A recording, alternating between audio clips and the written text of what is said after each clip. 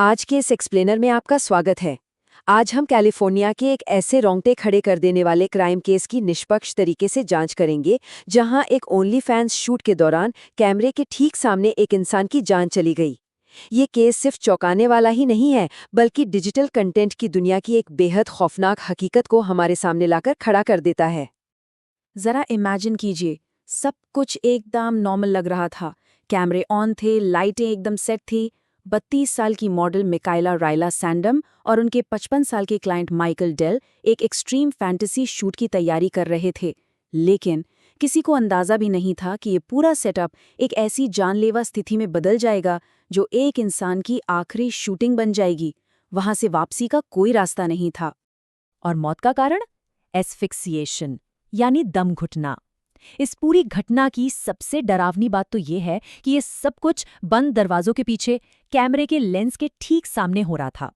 Shoot के बीच में Michael को सांस लेने में भारी तकलीफ होने लगी। जो कुछ मिनट पहले तक एक परफॉर्मेंस लग रहा था, वो अचानक जिंदगी और मौत की जंग बन गया। पैरामेडिक्स को फौरन बुलाया गया, लेकिन अफसोस, अगले ही दिन माइकल ने दम तोड़ दिया। तो चलिए सबसे पहले इस पूरे मामले की नींव को समझते हैं और देखते हैं द डील। आखिर इस खतरनाक शूट के पीछे का असल आर्थिक कारण क्या था? देखिए, आमतौर पर मिकाया, जो एशले सिंकल के नाम से काम करती थी, उनकी नॉर्मल फीस करीब $1500 होती थी। लेकिन इस पर्टिकुलर शूट की बात ही बिल्कुल अलग थी।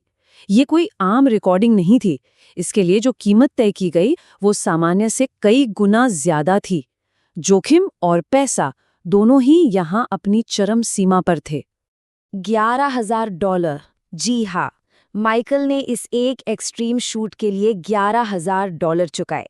अगर हम इसे पर्सपेक्टिव में रख के देखें तो ये भारी भरकम रकम साफ दिखाती है कि इस वायरल कंटेंट की चाहत में कितना बड़ा फाइनेंशियल रिस्क लिया जा रहा था।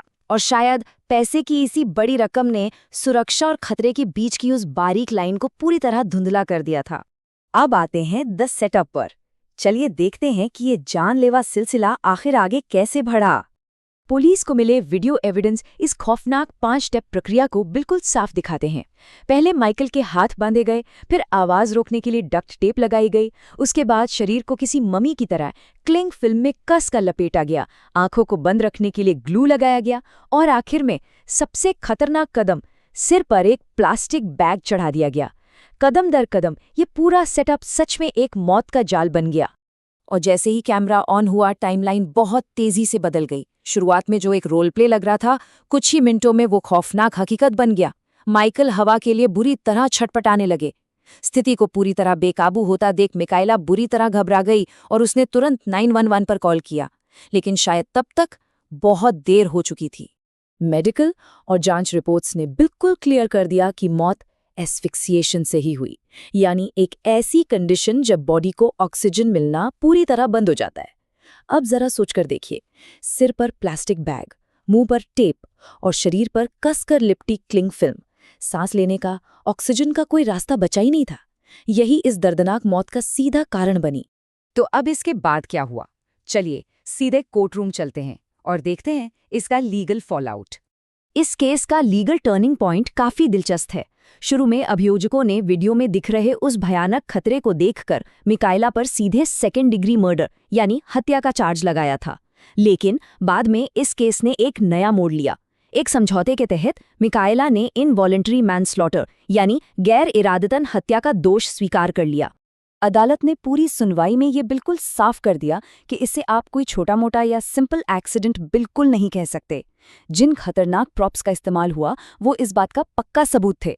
मिकाइला ने अपना जुर्म कबूल कर लिया है और रिपोर्ट्स के मुताबिक अब उन्हें कैलिफोर्निया की स्टेट प्रिजन में करीब 4 साल की सजा का सामना करना पड़ सकता है। अगले ही महीने उन्हें आधिकारिक तौर पर सजा सुनाई जाएगी। अब इस सबका असल असर क्या हुआ, चलिए समझते हैं इस वायरल कंटेंट की उस भारी कीमत को जो एक जान देकर चुकानी पड़ी। सच कहूं तो ये घटना अनरेगुलेटेड कंटेंट क्रिएशन का एक बहुत ही डरावना और स्याह उदाहरण है। बस कुछ ज्यादा व्यूज और पैसों की अंधी दौड़ ने आखिरकार एक इंसान की जान ले ली। इस पूरी त्रासदी ने एडल्ट कंटेंट इंडस्ट्री और डिजिटल क्रिएशन की दुनिया में सेफ्टी, कंसेंट और सीमाओं को लेकर एक बहुत ही गंभीर बहस छेड़ दी है। और आज का हमारा ये एक्सप्लेनर हमें एक बहुत ही गहरे और ज़रूरी सवाल के साथ छोड़ता है। डिजिटल कंटेंट के लिए कोई इंसान आखिर किस हद तक जा सकता है? पैसे और वायरल होने की इस अंधी दुनिया में खतरनाक फैंटेसी शूट की वो आखिरी सीमा आखिर कहाँ खत्म होती है? क्या इंटरनेट की इस दुनिया में सुरक्षा और इंसानियत की कोई जगह बची भी है? सोचिएगा ज़रूर।